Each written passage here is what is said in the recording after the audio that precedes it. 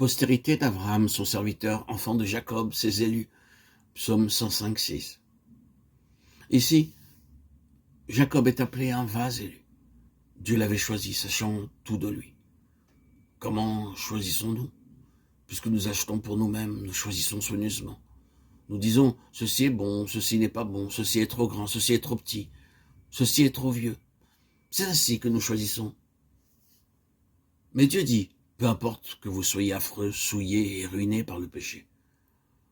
L'homme peut dire que vous êtes inutile, mais lorsque vous allez à Dieu, il vous demande, voulez-vous être mon vase? Voulez-vous vous livrer entièrement à moi? C'est tout. Il sait comment vous laver, vous purifier, vous transformer, si vous vous livrez entre ses mains.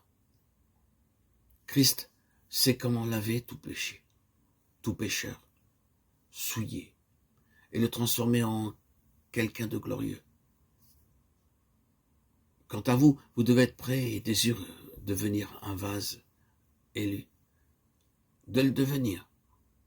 Cela doit être votre souhait, votre projet, votre aspiration. Dieu choisit Jacob et le transforma en un prince avec Dieu. Bien que cela prit 20 ans pour qu'il en fût ainsi.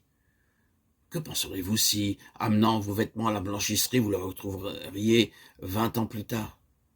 Hélas, nous sommes bien plus souillés que nos vêtements et notre Seigneur continue à nous laver jusqu'à ce que nous devenions comme lui. Dieu ne sera pas satisfait jusqu'à ce que nous soyons conformés à l'image de son Fils. Voulez-vous être son vase élu? Voulez-vous être lavé et purifié jusqu'à ce qu'il soit satisfait? Ils élurent Étienne, homme plein de foi et d'Esprit Saint, Actes 6.5. Je voudrais vous faire remarquer ces paroles d'Actes 6.5 et ils élurent Étienne. Sous la conduite du Saint-Esprit, le disciple appelé Étienne fut choisi par toute la multitude. Ils ne l'élurent pas en votant, mais ils le choisirent d'un même accord ou unanimement. Le mot en grec a pour signification que le choix s'est fait sans opposition d'aucune sorte et dans l'unité. Il n'y a eu ni lutte, ni découragement, ni querelle. Tous savaient qu'il avait été choisi. Le mot Étienne signifie couronne. Combien triomphante fut la vie de cet homme, bien qu'il vécût peu de temps.